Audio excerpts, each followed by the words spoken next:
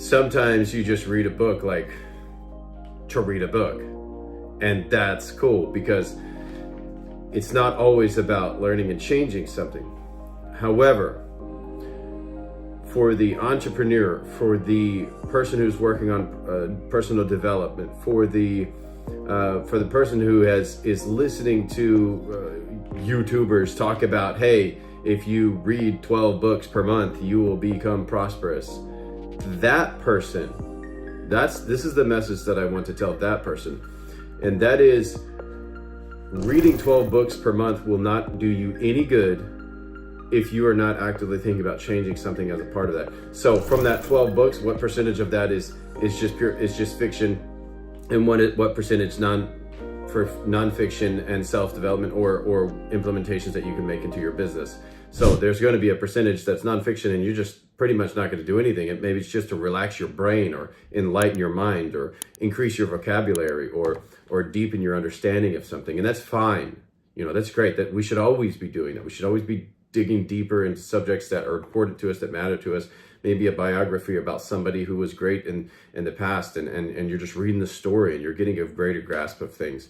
Obviously, that's vital to our growth as humans, and just as being better people, having more value to add to situations. But to the young man, to the entrepreneur, to the young lady out there who is working on growing and changing, making radical change in their life, and as a part of that radical change process, they're reading, they're just digesting mountains of content and information, which is something that I did early on as well. It must lead to a change. You must convert what you're reading into activity. I just got finished reading this book, Great by Choice. I love Jim Collins' content. He creates masterpiece content and is a brilliant mind. I think he emphasizes in this book, maybe better than any other book, the mandatory requirement to be great first and then be lucky. And when he talks about this, he helps the reader understand, like, look into this content, understand that yes, there is luck, a sea of luck for everybody out there in the marketplace. However, those who are like this and who have these characteristics are more likely to be able to capitalize on the luck that they encounter. And so he outlines in the back of this best summary that I've ever seen Jim Collins do. In the end of his luck chapter in this book, he says 10Xers, the people who achieve 10 times success of the other companies in the marketplace, given the exact same situations, lead with fanatic discipline, empirical creativity, and productive paranoia, and level 5 ambition, and they never relax when blessed with good luck. They stick to a 20-mile march. When they get a lucky break, they seize it and they build upon it, not just for decades, for weeks or days, but decades to come.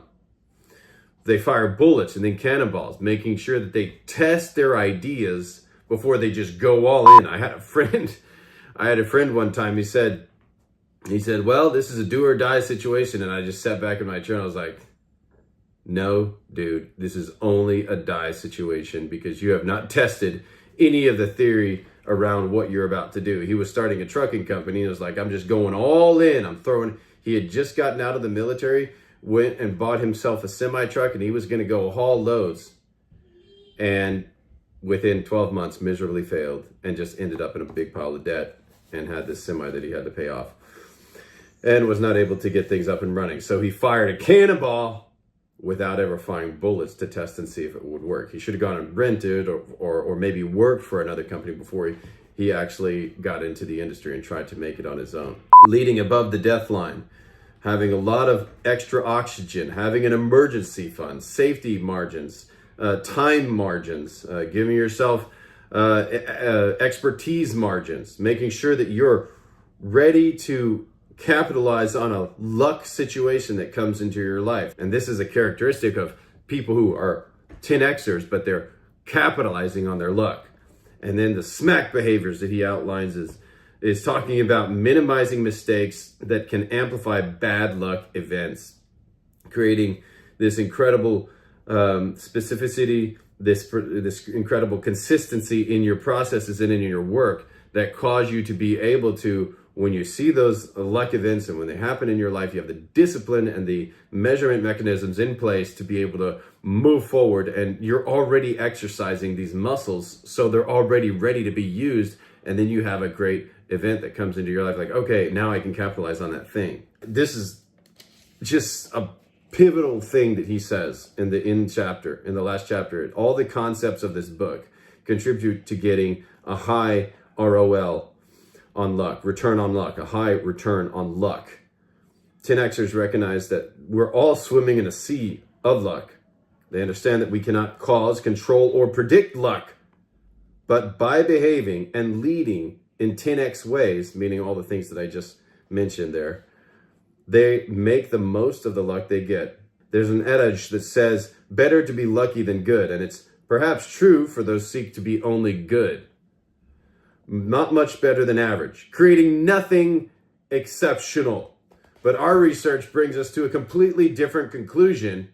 It's far better to be great than lucky, because you pose yourself ready to receive those events in your life, those circumstances that just happen at a moment's notice, and you don't have any control over when it happens, but you're ready because you're already doing all the things necessary that will help you to capitalize on those events that happen to you, that happen in your lives.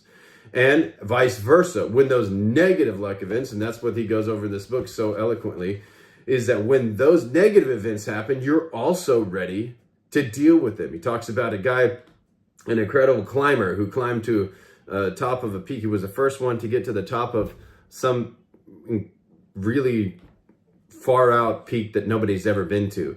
And just before he got to the top, 15 feet from the peak, he slammed his ice pick into the mountain and it gave way, and he fell 120 feet down the mountain, slamming into the side of the mountain, breaking his foot. And he had his partner there below him who just barely was able to help him to not fall off the side of the mountain to a plummet to a sure death. And then for the next 48 or 44 hours, he was dangling from the side of that mountain, waiting for a helicopter rescue right before a storm. Like, how...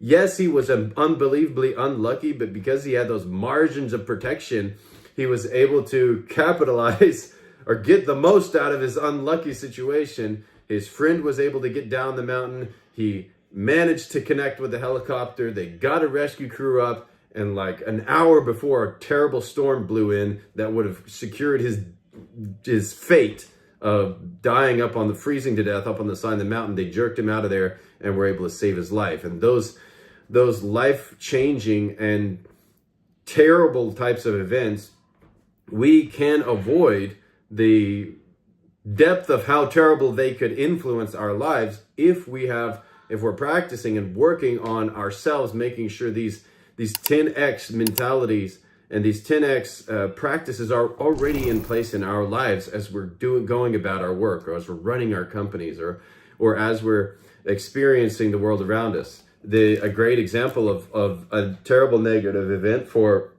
the entire economy was the COVID situation that we all experienced in recent years. And that crushed so many businesses. And I think, and even many businesses today, business owners that I talk to, they're still dealing with, they took out those big loans that the government offered during that time because they didn't have the margins to deal with going for a period of time without decent sales, or without profitable sales, or without being paid by their clients. I mean, there was a time during that period when we didn't get paid by our clients for an extended period of time, but we had an emergency fund, and we were already working in some disciplined ways that helped us to winter that storm. And then we just got our team together and said, guys, we practice discipline, measuring stuff, specificity here, and here's the problem.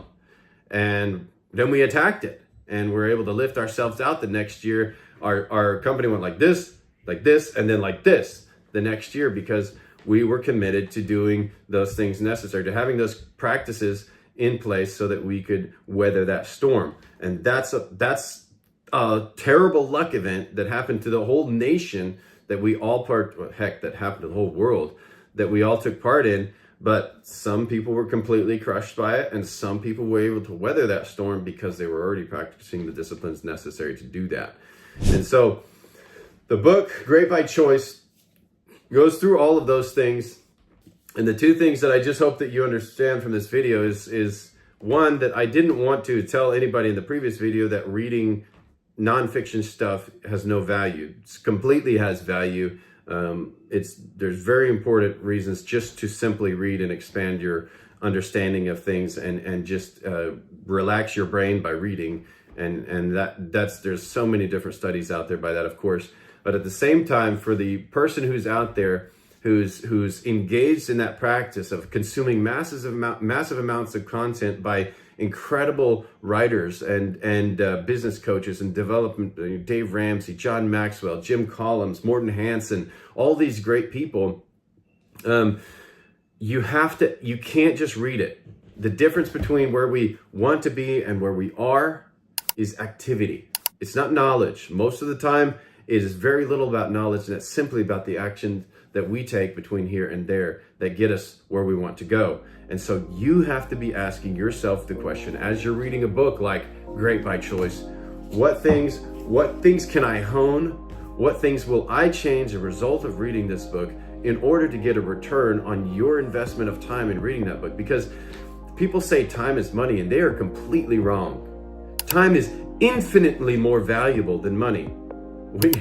At the end of your life, your time is up and you're done. You can always go do something to get more money until your time is up. But when your time is done, you're gone and there's no more money to get. But if you don't have money and you got a little time, your time is infinitely more valuable than that money, because you can use that time to go get money and outproduce by incredible leaps and bounds what your money is worth. And so that's a mentality that leaders, that I think that incredible, successful people understand, and they grasp and they embrace that.